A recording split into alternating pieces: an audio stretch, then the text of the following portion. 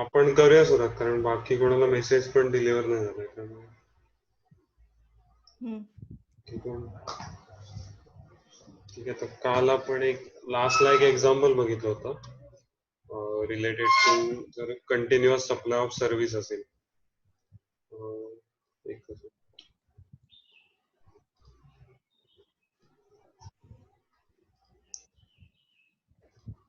Excel file बघा, दिसते का?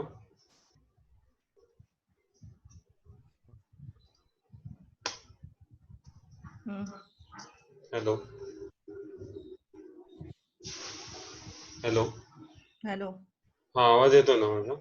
हॅलो. होय होय. हा, कारण बाकी कोणाचाच रिस्पॉन्स येत नाही. हॅलो. तर आपण काल एक एक्झाम्पल बघितलं होतं कंटिन्युअस सप्लाय ऑफ सर्व्हिसचं.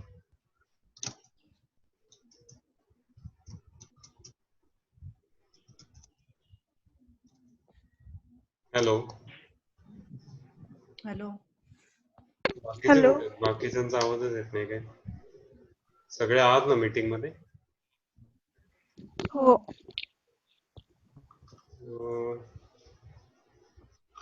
ठीक आहे, तर हे कालचं एक्झाम्पल कळलंय सगळ्यांना, कारण आता आपण पुढचं एक्झाम्पल बघणार आहोत. ओके, तर हे काल आपण एक एक्झाम्पल कसलं बघितलं होतं की ज्या ठिकाणी कंटिन्युअस सप्लाय ऑफ सर्व्हिस असेल. ओके, तर त्या ठिकाणी काय असेल, तर एक तर तुमचं ड्यू डेट पेमेंटच्या जर फिक्स केल्या असतील तर त्या दिवशी तुम्हाला इनवॉइस इश्यू करायचं असतं. नेक्स्ट, जर ड्यू डेट फिक्स नसतील तर जेव्हा रिसीट मिळेल तेव्हा. आणि नेक्स्ट काय, जर तुमचं पेमेंट एखादं कम्प्लिशन ऑफ इव्हेंटची लिंक असेल तर त्या दिवशी तुम्हाला इनवॉइस इश्यू करायचं असतं. ओके, तर आपण एक एक्झाम्पल बघितलं होतं की तुमच्या जिथे ड्यू डेट फिक्स केलेल्या असतील. ओके, आता आपण एक दुसरं एक्झाम्पल बघू की जिथे पेमेंट हे तुमचं कम्प्लिशन ऑफ इव्हेंटची लिंक असेल.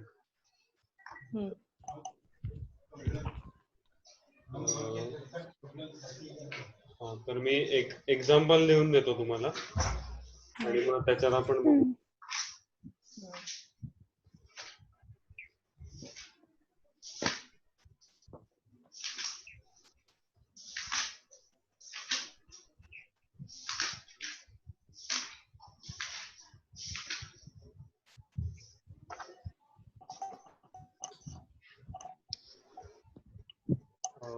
इथे फक्त लिहा की एक्झाम्पल मध्ये contract provides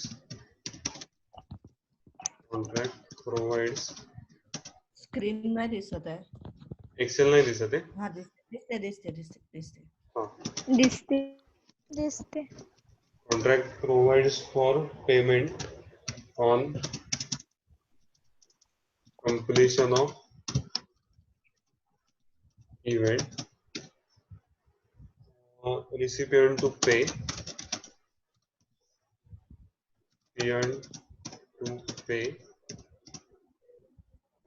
within 1 month from the date of completion.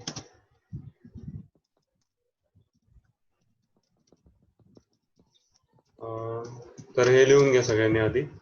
तर इथे बघा काय म्हटलं की तुमचं हे जे पेमेंट आहे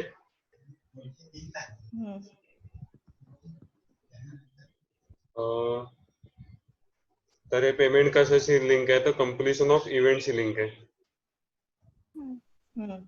ओके, तर त्या केस मध्ये काय होईल, आणि पुढे काय दिलंय की recipient to pay within 1 month from the date of completion. म्हणजे ही तुमची पेमेंटची डेट आहे ती काय असणार आहे, तर within 1 month from the date of completion. Okay, त्यानंतर आता डेट लिहून घ्या, म्हणजे सुरुवातीला जसे कॉलम होते तसेच की 12 नोव्हेंबर 17. नेक्स्ट तुमचं इव्हेंटची डेट लिहा इथे की date of completion of event.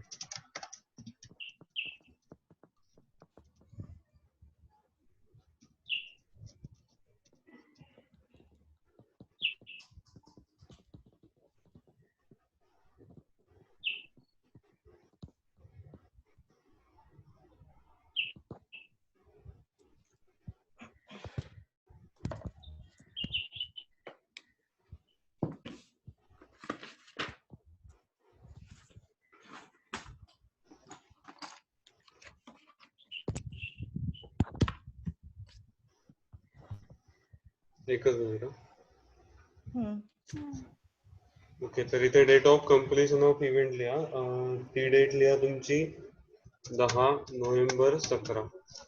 Okay, त्याच्यानंतर नेक्स्ट कॉलम करा तुमचा रिसीट ऑफ पेमेंट. तर ती लिहा 25/11/17 आणि एंट्री ऑफ प्रोव्हिजन तुम्ही लिहाल 12/11/17.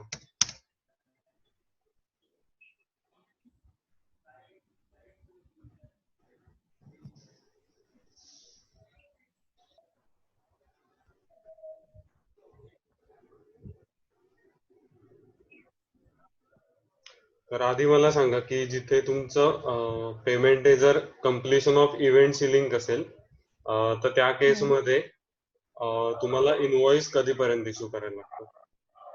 आणि मला प्रत्येकाकडून ऑन ऑर उत्तर हवे. चॅट मध्ये तुम्ही बोलू शकता किंवा इथे इथे बोललात तरी पण चालेल.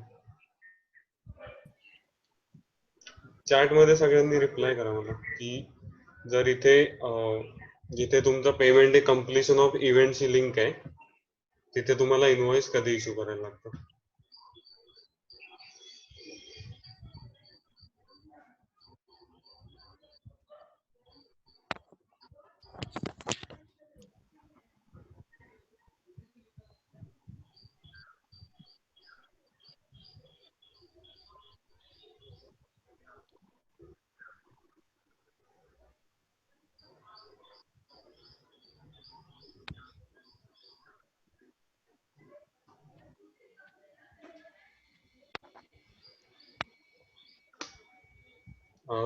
तुम्ही नोट्स मध्ये बघितलं तरी चालेल एकदा की काय नक्की प्रोव्हिजन आहे तिथे.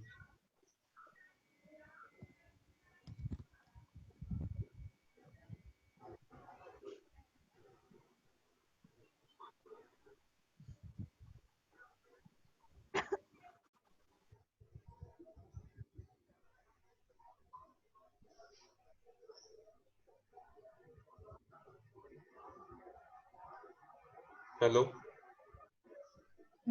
नोट्स मध्ये मिळालंय का बाकीच्यांना? हो. हा, मला बाकीच्यांकडून काय उत्तर नाही आलंय. जर तुमचं पेमेंट हे जर कम्प्लिशन ऑफ इव्हेंटची लिंक असेल तर तुम्हाला इनवॉइस कधी इश्यू करायला लागतं.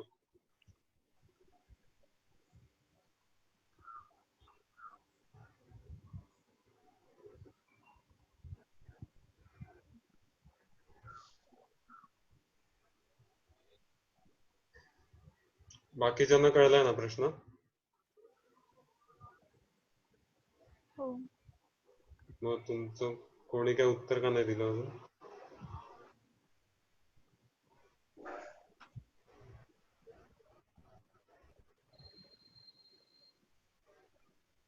Hello,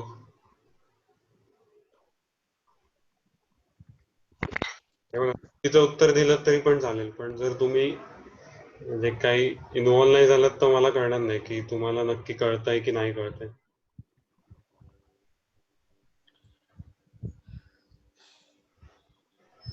hello. हॅलो. हा, याचं उत्तर काय की तुम्हाला इनवॉइस कधी इश्यू करायला लागेल या केसमध्ये?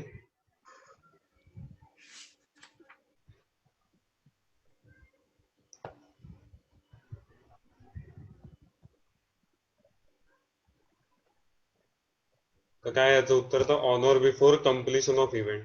बरोबर. ओके, त्यामुळे इथे तुम्ही एक पुढे कॉलम करा की लास्ट डेट ऑफ इनवॉइस, म्हणजे कधीपर्यंत इश्यू करायची गरज आहे. ओके, तो एक कॉलम. तर तुमचं लास्ट डेट ऑफ इनवॉइस बघा काय येते.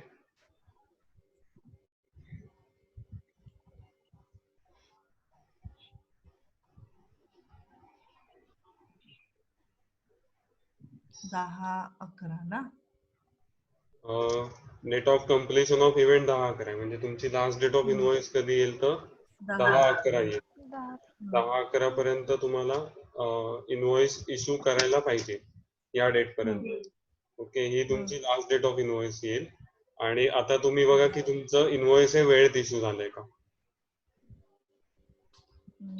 नाही, पुढे गेलंय. तर तुमचं इनवॉइस कधी इश्यू झालंय तर 12/11 ला झालंय. ओके, तर या केसमध्ये तुमची कोणती प्रोव्हिजन ऍप्लिकेबल होते, म्हणजे जेव्हा तुमचं इनव्हॉइस हे विदिन टाइम लिमिट इश्यू झालं नसेल. ओके, तर त्या केसमध्ये तुमची काय प्रोव्हिजन ऍप्लिकेबल होईल? Date of provision of service or date of receipt of payment, whichever is earlier. बरोबर, म्हणजे एक तर प्रोव्हिजन ऑफ सर्व्हिस कधी झालं ते, किंवा तुमचं काय तर पेमेंटची रिसीट कधी आहे. बरोबर, तर या केसमध्ये तुमचं बघा प्रोव्हिजन ऑफ सर्व्हिस कधी आहे.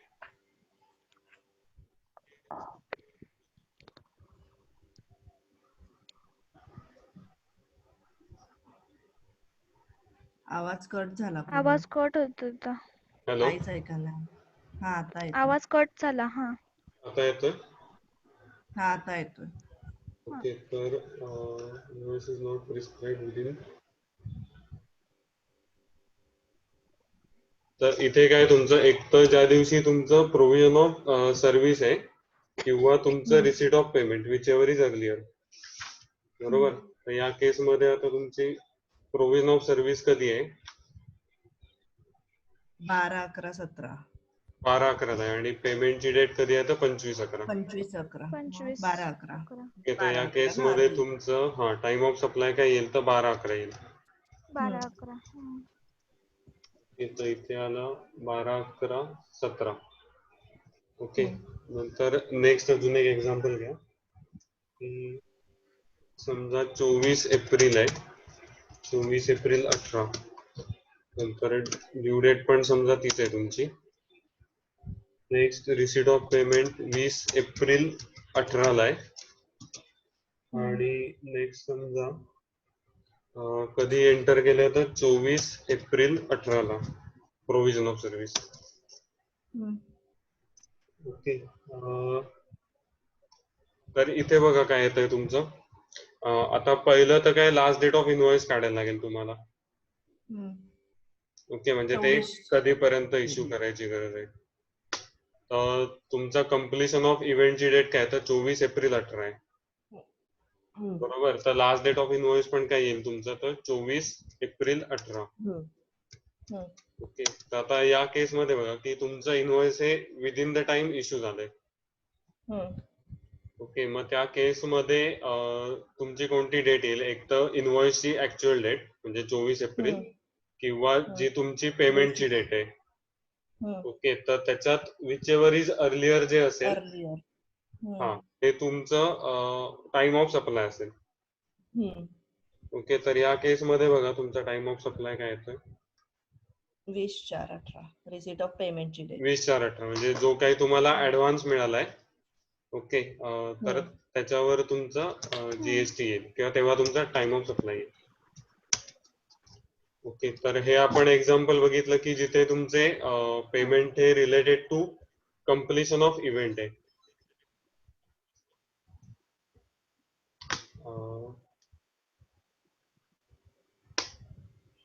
एकच मिनिट, मी नोट्स ओपन करतो परत. ठीक आहे, तर आता हे एक्झाम्पल कळलं तुम्हाला. हो. ओके, तर एकदा आपण फक्त बघू की सर्व्हिसच्या केसमध्ये आपण एक इनव्हॉइसच्या डेट काय बघितल्या होत्या आणि टाइम ऑफ सप्लाय काय काय असतो त्या केसमध्ये. ओके, तर इनव्हॉइसची डेट काय काय होती, म्हणजे लास्ट डेट ऑफ इनव्हॉइस सर्व्हिसच्या केसमध्ये. जर रेग्युलर इव्हेंट असेल नॉर्मल वाला तर विदिन 30 डेज. Service provision. हा. बरोबर, आणि जर ते इन्शुरन्स कंपनी बँक किंवा एनबीएफसी वगैरे असेल तर 45 डेज. विदिन 45 डेज आहे. 45 डेज. हा हा. ओके, तर from the provision of service तुम्हाला कधी एक तर 30 दिवसात आहे म्हणजे नॉर्मल केसमध्ये, आणि जर सर्व्हिस प्रोव्हायडर जर बँक किंवा एनबीएफसी वगैरे असेल तर विदिन 45 डेजची लिमिट आहे. ओके, त्याच्यानंतर अजून एक आपण प्रोव्हिजन बघितली की ज्या केसमध्ये बँक, एनबीएफसी, टेलिकॉम कंपनीला पण जर बिटवीन डिस्टिंक्ट पर्सन जर सर्व्हिस प्रोव्हाइड केली जात असेल तर त्यांना एक ऑप्शन दिलाय की एक तर at the time of recording supply invoice issue करू शकतात किंवा before the expiry of quarter issue करू शकतात. क्वार्टर. ओके, तर हा एक रिलॅक्सेशन दिलाय, कारण ट्रान्झॅक्शन खूप असतात बिटवीन ब्रांचेस. ओके, त्यामुळे एक रिलॅक्सेशन आहे. त्यानंतर आपण बघितलं कंटिन्युअस सप्लाय ऑफ सर्व्हिसच्या केसमध्ये, तर इनव्हॉइस कधी इश्यू करायला लागतं, तर on or before the due date of payment, म्हणजे जिथे पेमेंटच्या ड्यू डेट दिल्या असतील त्या केसमध्ये. नंतर दिल्या नसतील ड्यू डेट, तर जेव्हा तुमची रिसीट होते पेमेंटची, तर त्यावेळी किंवा त्याच्या आधी करायला लागेल. त्याच्यानंतर नेक्स्ट, जर तुमचं पेमेंट एखाद्या कम्प्लिशन ऑफ इव्हेंटची लिंक असेल, तर त्या केसमध्ये त्या इव्हेंटच्या आधी करायला लागेल इनव्हॉइस इश्यू, त्यावेळी किंवा त्याच्या आधी. ओके, त्याच्यानंतर आपण अजून एक कॅटेगरी बघितली होती की सिजेशन ऑफ सप्लाय होत असेल, म्हणजे जर सप्लाय तुमचा आधीच कॉन्ट्रॅक्ट वगैरे एक्सपायर होत असेल कम्प्लीट व्हायच्या आधीच, तर त्या केसमध्ये काय आहे की before caseation of such supply, म्हणजे जेव्हा तुमचा कॉन्ट्रॅक्ट कॅन्सल होतोय त्याच्या आधी तुम्हाला इनव्हॉइस इश्यू करावा लागेल. बरोबर, तर हा एक आपण पॉइंट बघितला. त्याच्यानंतर हे झालं रिगार्डिंग इनव्हॉइसिंग. त्याच्यानंतर आपण बघितलं टाइम ऑफ सप्लाय, म्हणजे टाइम ऑफ सप्लाय तुमचा कधी असेल, तर त्याला काय डिपेंड आहे की एक तर तुमचं इनव्हॉइस हे वेळेत इश्यू झालंय का, आणि वेळेत झालं नसेल तर दुसरी प्रोव्हिजन ऍप्लिकेबल होईल. ओके, तर इथे बघा वेळेत झालं असेल तर काय, तर डेट ऑफ इनव्हॉइस किंवा date of receipt, whichever is earlier. Okay, आणि जर हे तुमचं इनव्हॉइस वेळेत इश्यू झालं नसेल, तर त्या ठिकाणी काय, तर date of provision of service किंवा date of receipt, whichever is earlier. Okay, आणि नेक्स्ट काय, तर जर या कोणत्या प्रकारे तुम्हाला टाइम ऑफ सप्लाय डिटरमाइन करता येत नसेल, तर ज्या दिवशी बुक एंट्री होईल रिसीटची, रिसीट ऑफ सर्व्हिसची, ती डेट तुमची टाइम ऑफ सप्लाय म्हणून कन्सिडर केली जाईल.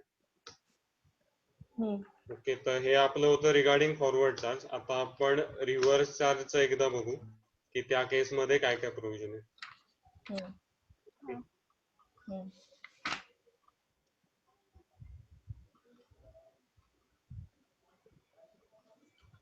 तर इथे दिलंय receipt of services that are taxable under reverse charge. Okay, notes दिसतात ना सगळ्यांना? हो दिसतात. ओके, तर हे कोणीतरी वाचेल का फक्त, म्हणजे एवढी प्रोव्हिजन, मग मी एक्सप्लेन करतो. वाचते. हा, फक्त एवढं वाच, म्हणजे मी थांबायला सांगितलं की मग तेवढं मी एक्सप्लेन करेन आणि मग पुढे जाऊ आपण. चालेल. द टाइम ऑफ सप्लाय पासून वाचू ना? हा. The time of supply of service on which GST is payable on the reverse charge basis, except on services received from associated enterprises located outside India, under subsection 3 and 4 of section 9 is determined in terms of section 13 subsection 3 A and B as follows. Okay, आता एकच minute फक्त. आता इथे काय दिलंय की GST regarding reverse charge सांगितलंय, फक्त एक्सेप्शन काय दिलंय की जर एखादी सर्व्हिस तुम्हाला जर असोसिएटेड एंटरप्राइज कडून मिळत असेल which is located outside India, okay, तर हे तुमचं इम्पोर्ट होईल, आणि इम्पोर्टला कसं under reverse charge GST applicable होईल. ओके, तर त्या केसमध्ये फक्त प्रोव्हिजन वेगळे आहेत, जर तुमची असोसिएटेड एंटरप्राइज लोकेटेड जर आउटसाइड इंडिया असेल तरच. ओके, आणि बाकीच्या रिव्हर्स चार्जच्या केसमध्ये आता ज्या प्रोव्हिजन होतील त्या ऍप्लिकेबल होतील.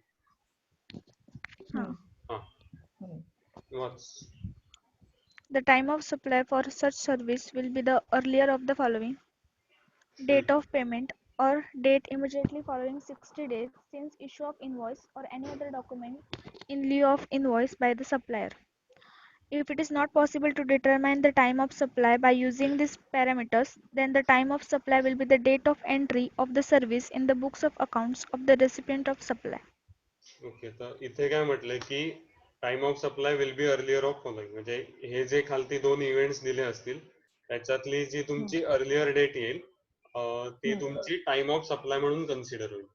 पहिलं काय म्हटलंय बघा, तर एक तर डेट ऑफ पेमेंट, म्हणजे ज्या दिवशी रिसिपियंट त्या सर्व्हिसचं कन्सिडरेशन पे करेल, ओके, तर ती एक डेट असेल. किंवा दुसरं काय म्हटलंय, date immediately following 60 days since issue of invoice by the supplier, म्हणजे जर सप्लायरने इनव्हॉइस इश्यू केलं असेल तर त्या दिवसापासून काय म्हटलंय, तर डेट इमिजिएटली फॉलोइंग 60 डेज, म्हणजे काय, तर 60 दिवस झाल्यानंतर जो तुमचा 61st डे असेल from the date of issue of invoice. Okay, तर ती डेट किंवा डेट ऑफ पेमेंट जी काही असेल तर त्याच्यातली अर्लियर डेट ही तुमची टाइम ऑफ सप्लाय असेल. ओके, कोणत्या केसमध्ये तर ते तुमचा रिव्हर्स चार्ज ऍप्लिकेबल होतोय त्या केसमध्ये. Reverse charge. ओके, आणि नेक्स्ट एक प्रोव्हायझो बघा काय दिलाय की जेव्हा हे दोन इन्फॉर्मेशन अवेलेबल नसतील किंवा ह्याच्यातली कोणती डेट अवेलेबल नसेल त्या केसमध्ये तुम्ही टाइम ऑफ सप्लाय काय घ्याल तर date of entry of service in the books of recipient. म्हणजे ज्या दिवशी रिसिपियंटने ती सर्व्हिस रिसीव्ह झाली असं बुक केलं असेल त्याच्या अकाउंट्स मध्ये, ओके, तर ती डेट तुम्ही टाइम ऑफ सप्लाय म्हणून कन्सिडर करा. हा. आता त्याच्यानंतर नेक्स्ट वाच date of payment. Date of payment in the above situation refers to the date on which the payment is recorded in the books of account of the entity that receives the service, recipient of service, or the date on which the payment is debited from the entity's bank account, whichever is earlier. Okay, तर आता इथे काय दिलं तर date of पेमेंटचं meaning दिलं. म्हणजे जसं आपण गुड्सच्या केसमध्ये बघितलं होतं की रिव्हर्स चार्जच्या अंडर डेट ऑफ पेमेंट काय कन्सिडर केलं जाईल. ओके, तर आपण काय म्हटलं की रिव्हर्स चार्ज असेल तर आपण from the angle of recipient consider करतो. ओके, म्हणजे रिसिपियंटच्या बुक्स मध्ये पेमेंटची एंट्री कधी झाली ती डेट किंवा रिसिपियंटच्या बँक अकाउंट मध्ये कधी डेबिट झालं. ओके, तर त्या डेट पैकी जी काही अर्लियर असेल ती तुमची डेट ऑफ पेमेंट म्हणून कन्सिडर केली जाईल. ओके, तर हे डेट ऑफ पेमेंटचं मिनिंग होतं. त्याच्यानंतर next associated enterprise. In the case of service received from an associate enterprises located outside India, the time of supply will be the date of the payment for the service or the date of entry of the service in the books of accounts of the recipient, whichever is earlier. The provisions relating to time of supply of services in case of reverse charge can be depicted by way of a diagram given at the next page. Okay, तर आता आपण वरती एक काय बघितलं होतं की हा जो वरचा रूल होता तो एक्सेप्ट असोसिएटेड एंटरप्राइजेस ऍप्लिकेबल होतो. म्हणजे असोसिएटेड एंटरप्राइजेस जर तुमचा आउटसाइड इंडिया असेल तर ही एक वेगळी प्रोव्हिजन दिली. तर इथे काय म्हटलंय बघा, in case of service received from associated enterprise outside India. तर इथे हे गरजेचं आहे. म्हणजे दोन कंडिशन आहेत, एक तर असोसिएट एंटरप्राइज असलं पाहिजे आणि नेक्स्ट काय दिलंय तर ते लोकेटेड आउटसाइड इंडिया असलं पाहिजे. ओके, तर त्या केसमध्ये तुमचा टाइम ऑफ सप्लाय बघा काय दिलाय. Time of supply will be the date of payment for the service. आता डेट ऑफ पेमेंट म्हणजे काय तर इथे जे म्हटलंय तसं या प्रकारे. ओके, तर ती एक डेट ऑफ पेमेंट असेल किंवा or the date of entry of the service in the books of account of the recipient whichever is earlier. म्हणजे एक तर तुमची डेट ऑफ पेमेंट असेल किंवा दुसरं काय म्हटलंय की ज्या दिवशी सर्व्हिस रिगार्डिंग एंट्री केली जात असेल रिसिपियंटच्या बुक्स मध्ये, म्हणजे ती सर्व्हिस मिळाल्याची बुक एंट्री केली जात असेल तर ती डेट. तर या दोन डेट पैकी जी कोणती तुमची अर्लियर डेट असेल ती काय तर टाइम ऑफ सप्लाय म्हणून कन्सिडर केली जाईल. ओके, तर असोसिएटेड एंटरप्राइजेस एक आपण वेगळं बघितलं आणि बाकीच्या केसमध्ये एक वेगळी प्रोव्हिजन आहे. ओके, तर एकदा जस्ट आपण रिवाइज करू की काय बघितलं आणि मग एक एक्झाम्पल बघू की जे IPCC ला आलं होतं एक्झामला. ओके, तर इथे काय दिलंय की जर तुमचं रिव्हर्स चार्ज आहे आणि other than associated enterprise outside India अशी जर ट्रान्झॅक्शन असेल तर त्या केसमध्ये तुमचा टाइम ऑफ सप्लाय काय येतो, तर एक तर डेट ऑफ पेमेंट असेल तुमची किंवा 61st date from the issue of invoice whichever is earlier. Okay, आणि जर याच्यातली कोणती इन्फॉर्मेशन अवेलेबल नसेल तर date of entry of service in the books of recipient. Okay, म्हणजे ज्या दिवशी ती सर्व्हिस रेकॉर्ड होईल ती डेट घेतली जाईल टाइम ऑफ सप्लाय म्हणून. ओके, त्याच्यानंतर नेक्स्ट बघा की आपण असोसिएटेड एंटरप्राइजच्या केसमध्ये बघितलं की जेव्हा सर्व्हिस आउटसाइड इंडिया मधून रिसिव्ह केली जात असेल. ओके, तर त्या केसमध्ये तुमचा टाइम ऑफ सप्लाय काय तर एक तर डेट ऑफ पेमेंट आहे किंवा date of entry of service in the books of account. म्हणजे ज्या दिवशी सर्व्हिस रेकॉर्ड केली जात असेल रिसिपियंटच्या बुक्स मध्ये. ओके, तर त्या डेट पैकी जी तुमची अर्लियर असेल ती तुमची टाइम ऑफ सप्लाय म्हणून कन्सिडर केली जाईल. ओके, तर हे आपण रिव्हर्स चार्जच्या केसमध्ये बघितलं. फक्त आता याचं एक एक्झाम्पल बघू.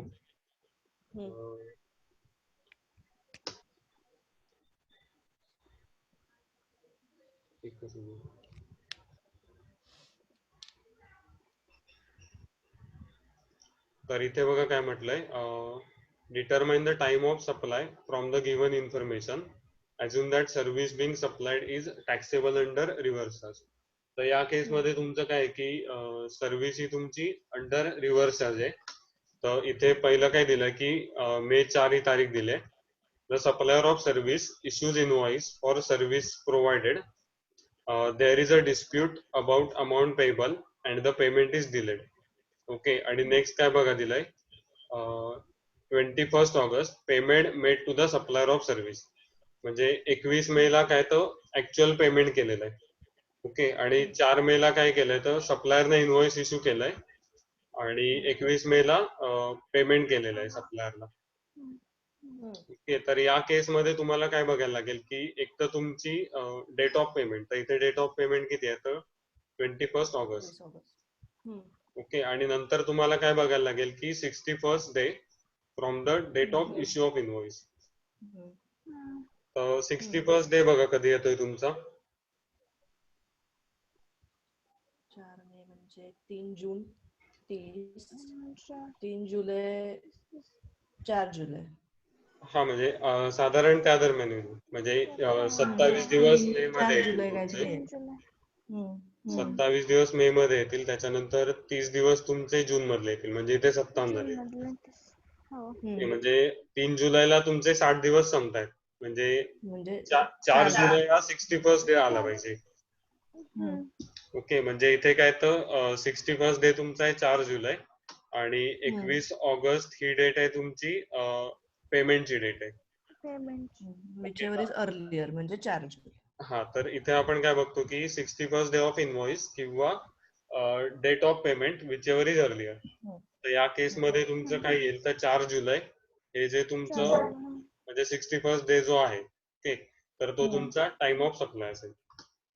ओके, तर इथे उत्तरात पण बघा 4 जुलै will be the time of supply being earlier date. Okay, त्याच्यानंतर एक नेक्स्ट एक्झाम्पल बघा कशाच्या रिलेटेड आहे, तर ते रिगार्डिंग असोसिएटेड एंटरप्राइजेस आहे.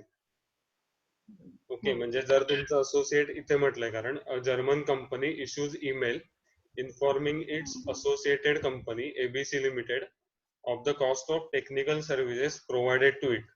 ओके, तर 4 मे ला त्यांनी एक ईमेल केलाय regarding cost of services. Okay, next बघा July 2 ABC limited transfers the amount to the account of the German company. Okay, तर इथे काय म्हटलंय की जुलै 2 ला त्यांनी पेमेंटची डेट दिली. ओके, फक्त इथे आता काय तर date of entry in the books असं क्लिअर दिलेलं नाहीये. ओके, त्यामुळे उत्तरात बघा काय दिलं, as there is no prior entry of the amount in the books of account of ABC limited. म्हणजे त्यांनी इथे अजून काय केलंय की जुलै 2 पर्यंत एंट्री झालेली नाही बुक्स मध्ये एबीसी लिमिटेडच्या regarding receipt of service. Okay, कारण असोसिएटेड एंटरप्राइजेसला आपण काय बघितलं, एक तर date of entry of receipt of service किंवा डेट ऑफ पेमेंट. ओके, याच्यातलं जे अर्लियर असेल ते. हा, तर इथे काय तर तुमची डेट ऑफ पेमेंट जी दिलेली आहे ती तुमची म्हणजे अर्लियर असेल, तर ती 2 जुलै आहे. ओके, त्यामुळे इथे टाइम ऑफ सप्लाय काय असेल तुमचा तर 2 जुलै. ओके, अजून एक एक्झाम्पल बघू रिव्हर्सच्या रिलेटेड.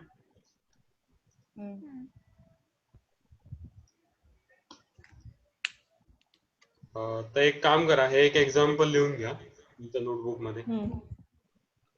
इथे सगळ्यांना स्क्रीन दिसते. हो. नो अँड ग्रो पब्लिशर्स नावाने एक एक्झाम्पल आहे. ओके, ते फक्त लिहून घ्या, लिहून झालं की सांगा तुमचं.